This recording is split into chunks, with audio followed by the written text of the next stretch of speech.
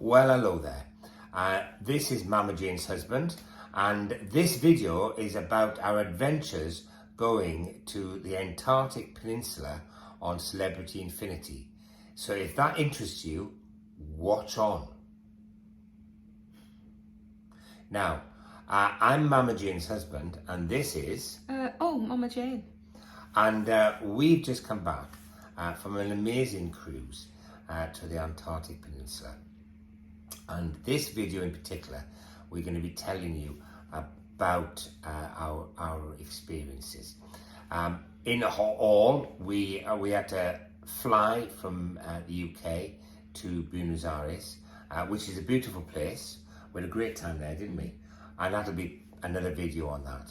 And then it's a 3-day cruise from Buenos Aires down to the most southern city in the world, which I can never pronounce. I think they call it Ushuaia, is it? Yeah. Something like that. He's got a t-shirt with the name on it. Yeah.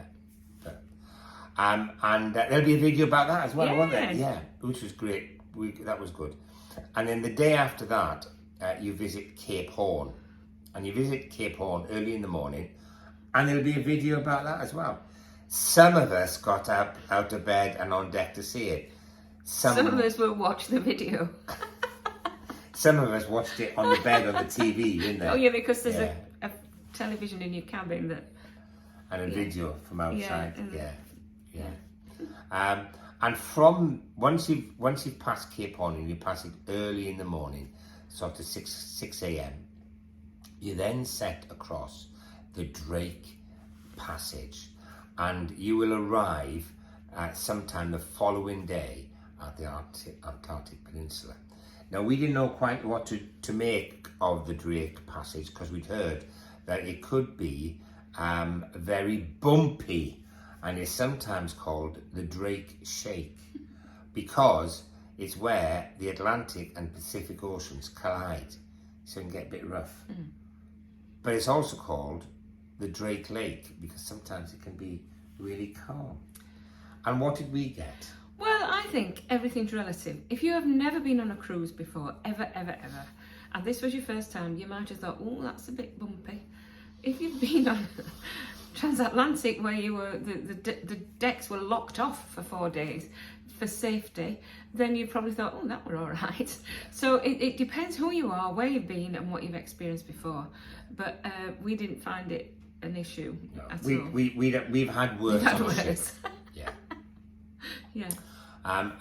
So you go across the Drake Passage, and then the following day you are out on deck looking to see a glimpse of Antarctica, to see who's going to be first to see it. And we were out early. Well, I was out early in the morning. Yeah, just in case, and with my big camera, and his big coat, and his big hat, and his big gloves, and his big boots, big everything, because it's not the warmest place to be. No. So you have to layers is the answer when you go into the Antarctica. So make sure you got plenty of layers on. Mm. And I were up on deck, and we had reasonably fine weather. It wasn't raining, but we did have fog. So we didn't sight the peninsula as early as some have. But it is an amazing moment, isn't it? It's astounding. As you see it coming out of the fog, and lucky enough for us, the fog clears, and the first part of the Antarctic that you go through is I think it's pronounced Scholaert Channel. Do you think that's about right? Scholaert. Yeah, something like that. Yeah. And you're surrounded by wildlife, because this is where the whales live. This is where they breed. So we saw a lot of whales, didn't we? Yeah. They were flicking their tails at left, right, and centre, and swimming past the boat. So we got to see lots and lots of whales.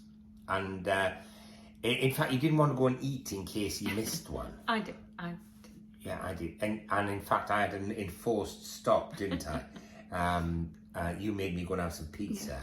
Yeah. And you were given hot chocolate while you were outside. They were very accommodating, and if you want, you could have Baileys in it. Yeah. The other chocolate liqueur drinks are available. And the alcohol was available, really, weren't it? To go with the hot chocolate. So yeah, you spend quite a bit of time going through the Scholaert Channel, and it is spectacular. There's big mountain ranges either side of you as you're going in. And then you turn right, I think, and you enter a space called the Gerlache Strait. Do you think I pronounced that right? Who knows? Probably. And all this time you're seeing, you've got to on the lookout for wildlife around here as they come and pass by. And as the weather lifts, as it did for us, you just get spectacular views of glaciers and icebergs. If you've been lucky enough to go to Alaska, it's like Alaska on steroids, is how I would describe it. And it's just mind-blowing. It just opens your mind to this amazing, amazing place. And finally, I think it was late afternoon, we entered Paradise Bay. Now, Paradise Bay was named by the people who first went to Paradise Bay for an apt reason, weren't it? Because it's gorgeous. Absolutely. Like paradise. Like, yeah. When we say paradise, sometimes you might think, oh, we're all lovely green, and no, it's all lovely white, and then white, and more white, but different shades of white, some blue. There is blue. There is blue. But when I think of paradise before, I would have thought of this lush, beautiful, tropical paradise. But this was a different paradise. A different paradise. And the air was just so clean and pure, and it was cold. Oh, and top tip here about operating in cold weather: your camera battery doesn't last as long, or your phone battery doesn't last as long. So make sure you've got plenty of power bank chargers for your phone and extra batteries for whatever camera or technology you're taking, because at cold temperatures, batteries don't last as long. So top tip. Who knew? Okay. Well, probably most people. I didn't. I didn't before I went. No, but I always have lots of batteries because I'm a geek. And while we were in Paradise Bay, we were lucky to see penguins and sea lions on some of the glaciers as they were there. So the captain did this wonderful 360-degree pirouette in Paradise Bay, and I've actually got a time lapse of that, and I'll insert it into this video for you to see this glorious place called Paradise Bay. It is. It's not just being geeky. It really is stunning. And then from there, we set off, and as we were going on to Elephant Island the following day. But even until it went dark, people were seeing whales, and you'd I'm sat having my buffet, and suddenly this group of whales swims by outside, and I have to put my chips down, and and quickly nip outside with my camera. I managed to catch them, sort of thing. And we saw a glacier in the distance with a group of penguins wandering up it. They're just like black dots, but it just brings home the struggle of life in Antarctica. So, and then, as if it hadn't been perfect enough, it snowed, and that was not for long, and not a lot, but it did snow. Yeah, it did. They were big. They were big flakes. They were big flakes. Well. Yeah. Even the snow's on steroids in Antarctica.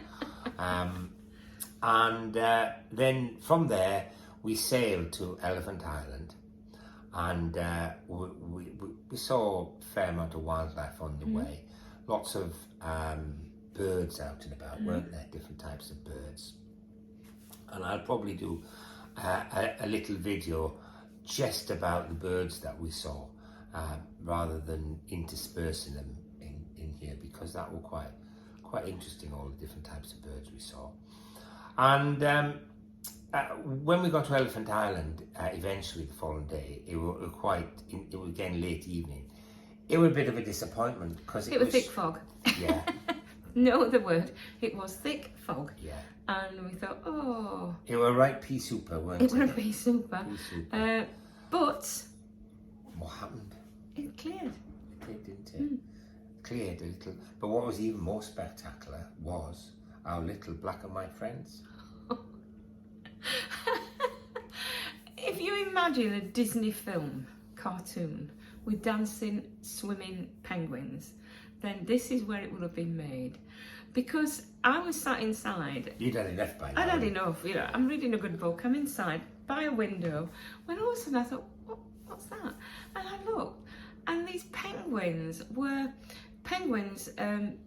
they sort of do this through water, right? And they swim in. They don't fly, they do that. Well, there wasn't one penguin. I don't know how many penguins there were. There were a lot. There were a lot. And they were all, the water looks as if it were boiling, because they were bobbing around like this. Then it stopped and you thought, oh, that was lovely. Oh, and then it started again. And I don't know how many times that happened, but it was just so funny, as if they'd been sent to put on a production. For us. Yes. Yeah. So we had a glorious show by these penguins. Chin strap penguins they were, and they were leaping out of the water for us. And I've got some nice photos of these chin strap penguins. And I think they were after the algae that was in this area. It may have been churned up a little by the boat, the ship, as the ship had done a 360 degree turn, and they were after they were in paradise. They were in paradise. Penguins in paradise. So they were having a good old time, and we were having a good old time watching them. And somehow they seemed to respond to us as well. It were quite strange. Now, while we were out on deck watching these penguins, just as they were finishing, the captain had an important announcement for us. And that was that there was a massive storm coming across the Atlantic, and Port Stanley had closed its ports for 2 days.